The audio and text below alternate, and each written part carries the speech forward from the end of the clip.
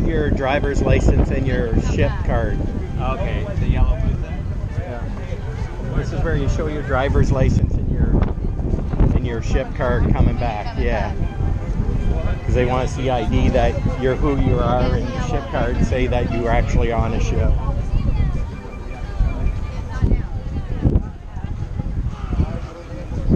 To the right, guys. To the right, Marybeth.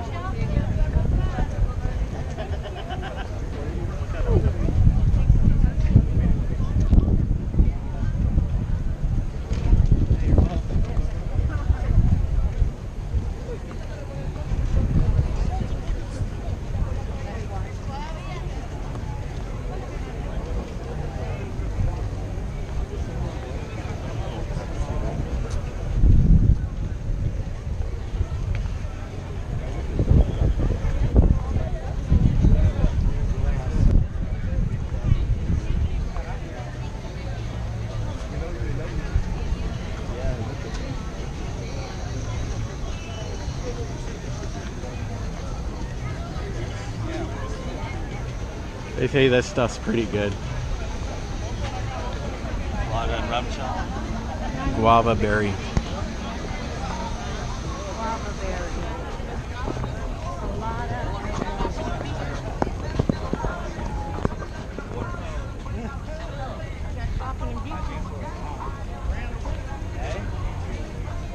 Look at the roof, Marybeth. Look at the roof. Yeah, still damaged. $7.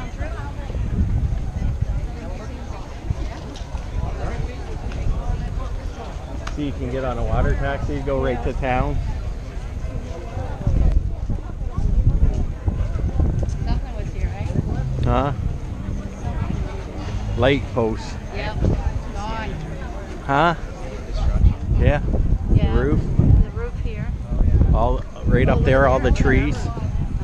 Huh? Look at there. Over at the back there. Yeah. Look at half of it's gone. That's. Huh? No, they but got I'm sure it everything. was worse than this. Oh, for sure. I'm sure there was things that they could fix up to the. Like, look at all the trees over there. They have no leaves. Yeah. This one doesn't. Oh, this one didn't survive. Imagine living on this island while it's happening. No. No.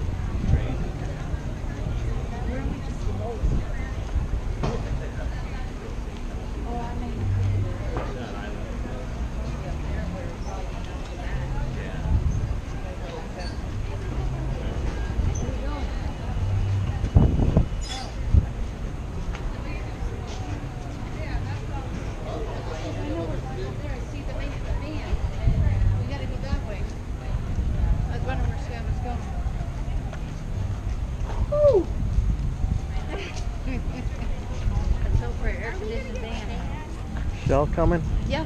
We lived there we lived in Germany for 2.5 years. I think that all caved in too. What's that? All that rock all fell, Yeah. right? It looks like it. Like, where would be the best place to go? Is high up? No. No? Down here. It is down here? Heineken, Justin. Yeah. Oh, yeah. These are like pretty down. You're seeing it. I know, that's what I mean. You're seeing it. You weren't here. Wiped out all of it.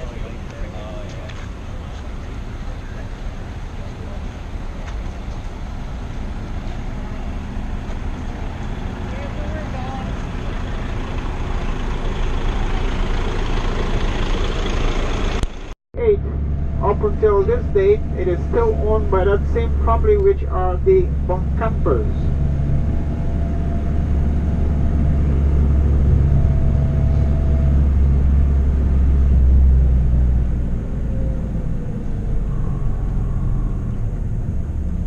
our left, we are approaching now, we could see a big vast body of water, which used to be our #1 industry throughout the island history from the 16th century up until the mid-19th century. Salt was harvested and shipped off to most many countries throughout the world. Then suddenly the salt industry declined, which was back in 1949.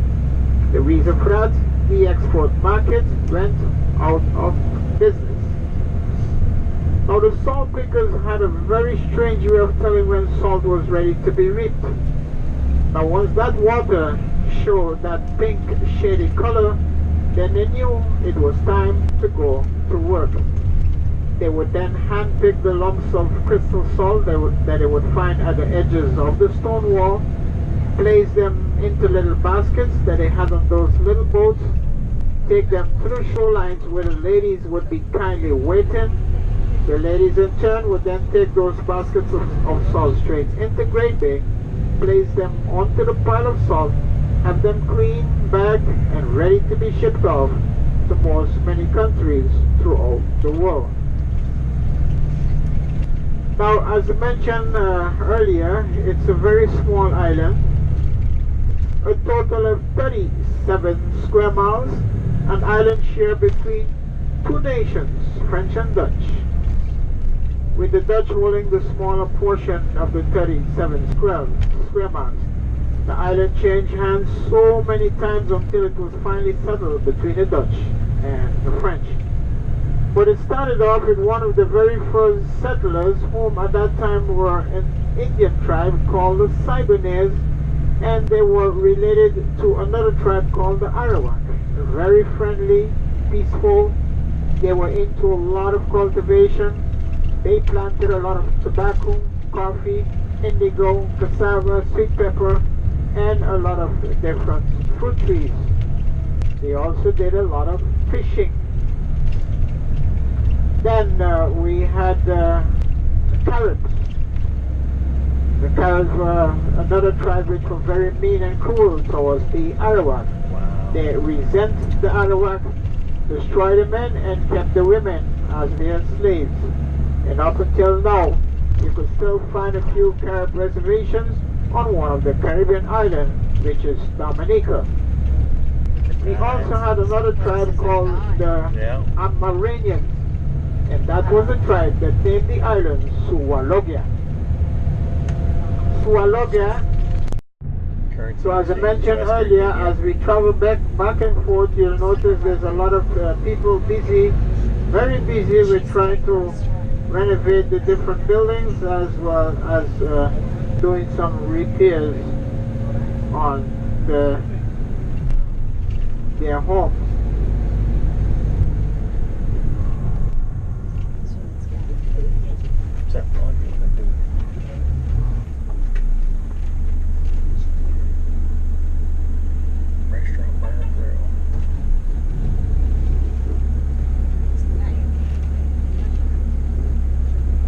Now on the left here we have a lot of people, and this is what they do every day. They come out to sell their different provisions, spices, and sometimes fresh fish.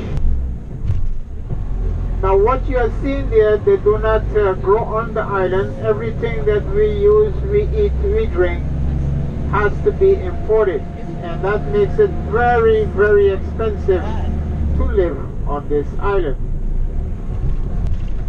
We're now traveling through French Quarter, and French Quarter used to be once the first capital of French Sint Maarten until it was moved to its present location, and that is where we will be making our first 1 hour stop. Now as we drive through French Quarter, there's a lot of very old homes, what we call the gingerbread homes. And coming up on the left, there's one. People used to live in it, but it's now standing still, and even though it is very old, but it has withstand the hurricane force winds. Now this is it right here. It's called the gingerbread home. People used to live there. All of the elderlies.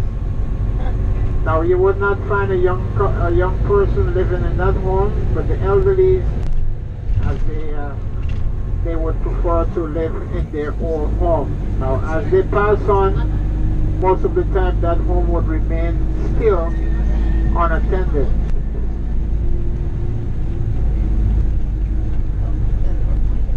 Now coming up on our left, we have one of the oldest Roman Catholic church here on the front side. And as you can see, it's built from solid rock stone.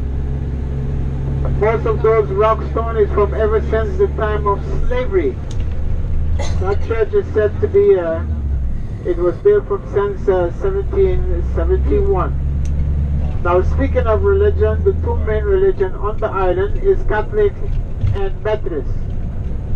But apart from that, we have several denominations around the entire island. As we travel,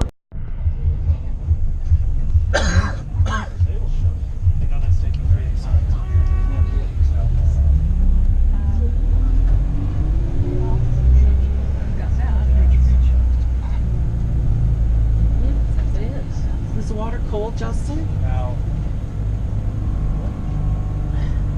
Did you put your feet in the water? Yeah. Oh, I didn't think you did. This is where you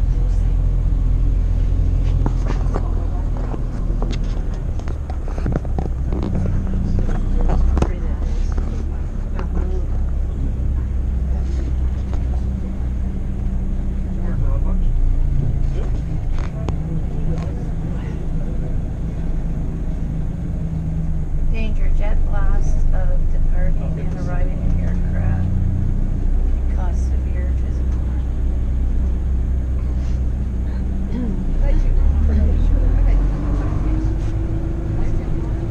now to the left here we have some of our major hotels. I bet you that's expensive. We have Maho, which is right now under construction. It will take some time, but nevertheless, they have started. Now beyond the Maho, Sonesta, we also had one they call Mullet Bay. Now Mullet Bay was actually the flagship of Sint Maarten, and that's where I started to work when I first came here.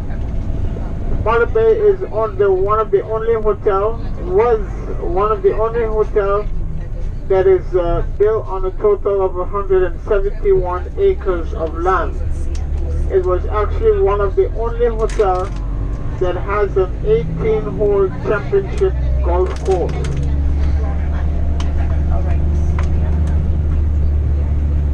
Now Mullet Bay was not doing so well in the early part of 1980. In 1981, Mullet Bay closed its doors because of financial difficulties, and a new manager came and bought out his shares. And he tried his very best, and he managed to get the hotel open by the ending of 1981. After that, the hotel still was not doing well, and in 1995, when we had Hurricane Lewis did a lot of damage to the island as well as Mullet Bay. Now, Mullet Bay was actually one of the first hotels on the island to do timeshare. So all of the rooms were all sold out. Now, Mullet Bay, the new manager after Hurricane Lewis, he wanted to put up two 5-star buildings, and not include the timeshare owners. So the timeshare owners decided to take him to court, and up until this moment, nothing has been resolved over Mullet Bay.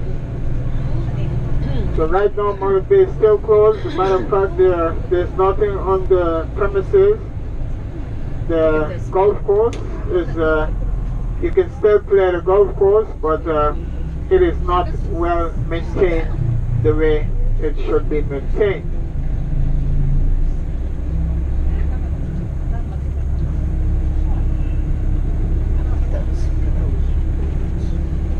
Look at They're it. damaged Elegant too. damage. Oh, look at it.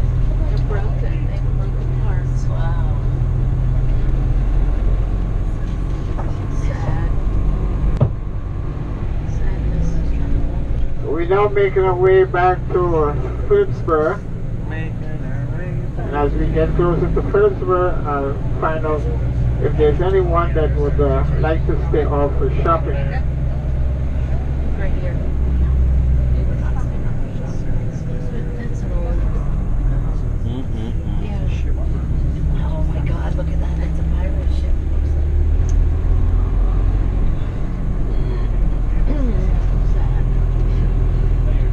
Now that we are back on the Dutch side of the island, as I mentioned before, both sides have their own currencies, their own elected officials. The currency on the Dutch side, it is what we call the Dutch Antillian guilders. Now the exchange rate guilders to the dollars, $1 US is worth 1 Antillian guilder and 78 Antillian cents. Now that has been the same rate for years. Air France just came in. You missed that one.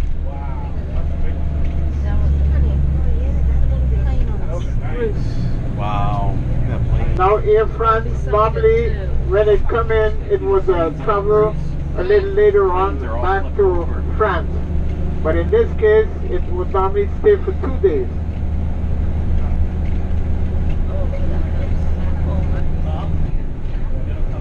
For sale. Get a cheap house. Would you like to live here, Shelley? No. So the currency for the Dutch side, that is the Dutch Antillian guilders, $1 US is worth 1 Antillian guilder and 78 Antillian cents. Now that has been the same rate for years, has never ever changed. Now as you travel through the island, Look at that boat up here. most visitors would refer to the Dutch side as commercialized, while the French side is more to them as a scenic outlook. Now on the Dutch side, the property is not as much available like the French side, so you could see there's a lot of homes built at the rising of the hill. Now if you have an architect draw you a plan to build a nice home, a regular sized family home, building on the flat, then you're looking at the start of 250 to up to at the very least 350,000 US dollars. Now if you have to use the same plan to build at the rising of the hill, then you're looking at the start of 350 to the very close of 650,000 US dollars. It's pretty much expensive to build at the rising of the hill.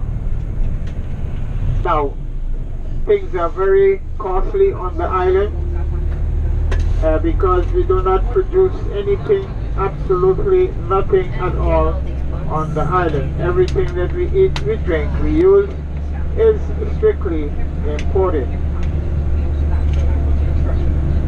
Sorry? That includes construction. Yeah. Yeah.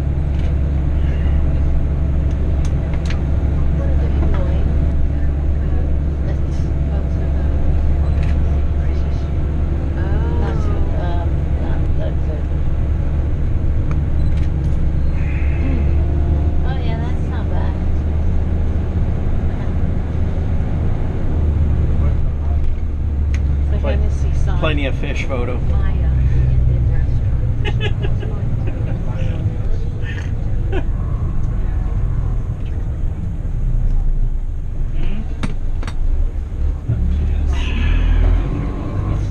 We are now traveling through Simpson Bay, and Simpson Bay has a lot of restaurants itself. Tuesdays. Simpson Bay was also once Oh, known it's Taco as Tuesday. $3 the and half first price capital tequila. of Dutch Sint Maarten Taco until Tuesday. it was moved to its present Gotta go to location, Blue which Iguana for Taco is Tuesday. Phillipsburg. Now Simpson Bay, the reason why they moved Simpson Bay, which was the capital, back to Phillipsburg, Simpson Bay was devastated by a massive hurricane way back in 1817. Now it would have taken too long to upgrade the capital, so therefore they've found it was much easier to move it to its present location, which happens to be Phillipsburg, and that's where the daily transactions normally do take place on a day-to-day basis.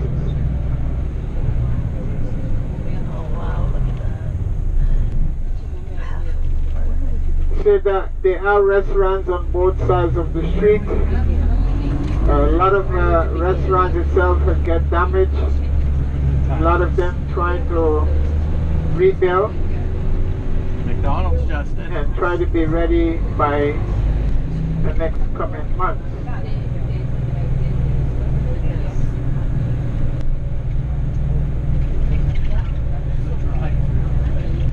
It's just a drive-through? They're gonna play place. No, there's no play place. It's a... We are approaching the Simpson Bay Bridge,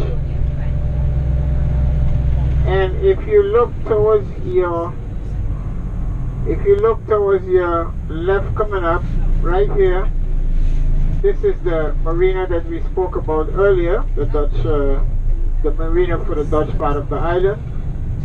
And here you would usually get very busy in the month of December, just like the French side, and most of these guys would not leave not until the month of April, May.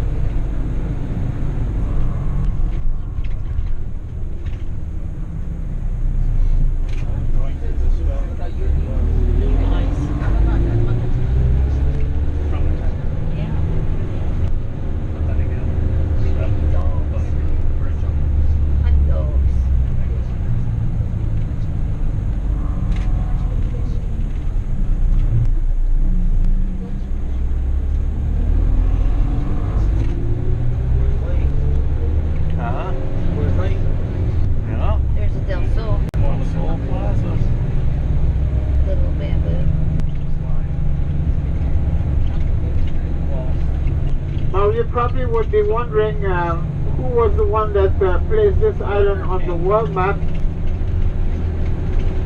Well, it was on the 11th of November in 1493 as Christopher Columbus sailed across the Atlantic Ocean between the Upper and the Lesser Antilles when he spotted this island from the distance. Now, whether he did set foot on the island or not, the fact remains it was Christopher Columbus that placed the island on the world map, and at the same time he claimed it to his country, Spain. Now on every 11th of November, it is always celebrated as an official holiday on both sides of the island. Now to start off the entire day, the two government officials would attend the church service, and after the service they would gather at one of the borders, shake hands in congratulating each other for the years of togetherness, and at the same time they would hold a small ceremony in commemorating the years of peaceful coexistence which have lasted for over 300 years.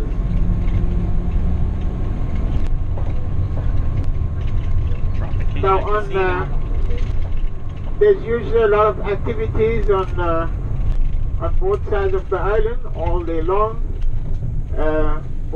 All businesses would usually, the tradition is all businesses would usually close their doors on that day in order to give the citizens a chance to come out in great numbers to celebrate that day.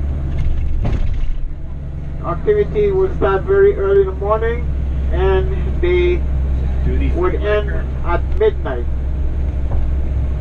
Now on Christopher Columbus' last journey, as he sailed back to his homeland, he was in very much poor health condition and he passed away in the month of May for a Hyundai in Accent, 1506. 14,990.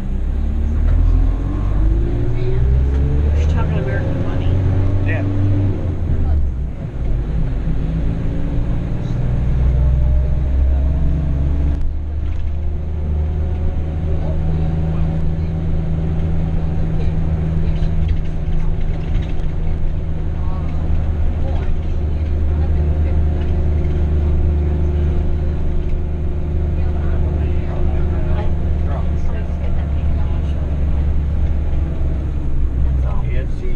Kentucky Fried Chicken. Don't know, it could be iguana too. Could be it. Kentucky Fried Iguana.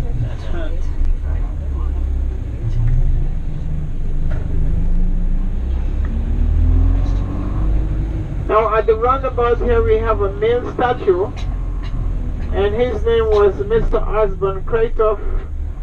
He was better known as the traffic man.